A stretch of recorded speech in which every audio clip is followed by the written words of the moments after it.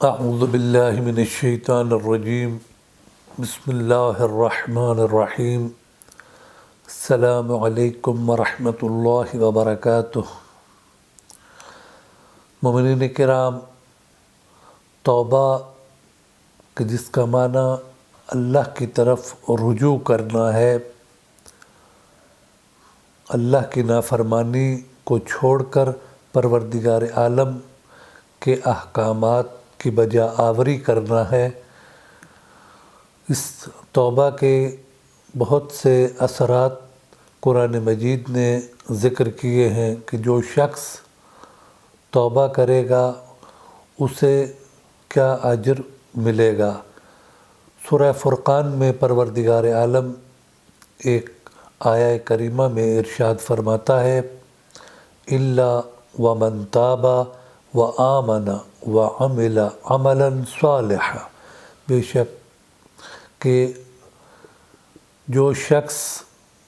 توبہ کرے گا، جس نے توبہ کی اور پھر ایمان لے آیا اللہ پر، اور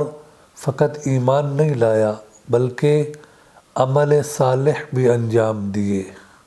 کہ جو شخص پہلے اللہ کی توحید کا اگر منکر تھا تو اللہ پر ایمان لے آیا اور اللہ کی نازل کردہ کتابوں پر اور انبیاء پر ایمان لے آیا، اور ایمان لانے کے بعد عمل صالح بھی انجام دیے، تو پروردگار عالم اسے کیا اجر دے گا۔ فَأُولَئِكَ يُبَدِّلُ اللَّهُ سَيِّئَاتِهِمْ حَسَنَات، تو پروردگار عالم ایسے انسان کو جس نے برائیوں سے منہ موڑ کر اللہ کی طرف رجوع کیا اور اللہ کے احکامات پر عمل بھی کیا، عملی طور پر جس نے برائیوں سے منہ موڑا اور اچھائیوں کی طرف آیا، عملی طور پر جس نے نیکی کا راستہ اختیار کیا اور برائیوں کے راستے کو عملاً ترک کیا، تو پروردگار عالم ارشاد فرماتا ہے کہ ایسے ہی لوگ ہیں کہ جن کی برائیوں کو پروردگار عالم اچھائیوں میں تبدیل کر دے گا۔ اب واقعاً یہ بہت بڑا ایک اجر ہے توبہ کرنے والے انسان کے لیے کہ جس نے ساری زندگی گناہ کیے، جس کا نامہ اعمال گناہوں سے پر تھا، برائیوں سے پر تھا، لیکن اللہ کی طرف متوجہ ہوا اور صدق کے دل سے اس نے توبہ کی اور پھر عمل صالح انجام دیے، تو ایسے انسان کو پروردگار عالم یہ اجر دے گا اس کی برائیوں کے ترک کرنے کا، کہ ان برائیوں کو جو اس نے انجام دی ہیں ان کو بھی نیکیوں میں بدل دے گا۔ تو واقعاً یہ ایک گناہگار انسان پر اللہ کا کتنا بڑا لطف اور کرم ہے کہ وہ انسان جو برائیوں میں غرق تھا، جو اللہ کی نافرمانی میں ڈوبا ہوا تھا، وہ انسان جب صدق کے دل سے توبہ کرتا ہے اور اللہ کی بارگاہ میں پلٹ کر آتا ہے اور نیک عمل انجام دیتا ہے، تو اللہ اسے اجر بھی اسی حساب سے دیتا ہے، کیونکہ گناہوں کو ترک کرنا یہ انتہائی مشکل کام ہے۔ مولا کائنات فرماتے ہیں کہ اصعب السیاسیات تبدیل العادات،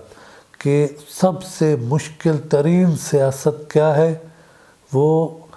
انسان کی عادت جو بن گئی ہو اس کو ختم کرنا، اسے تبدیل کرنا، یہ سب سے مشکل سیاست ہے۔ یعنی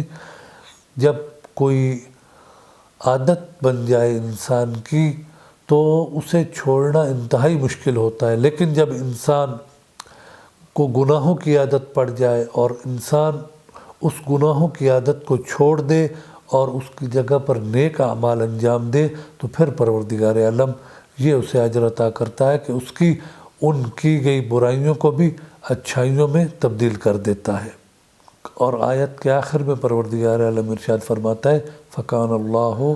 غَفُورًا رَحِيمًا، کہ بے شک اللہ کیا ہے،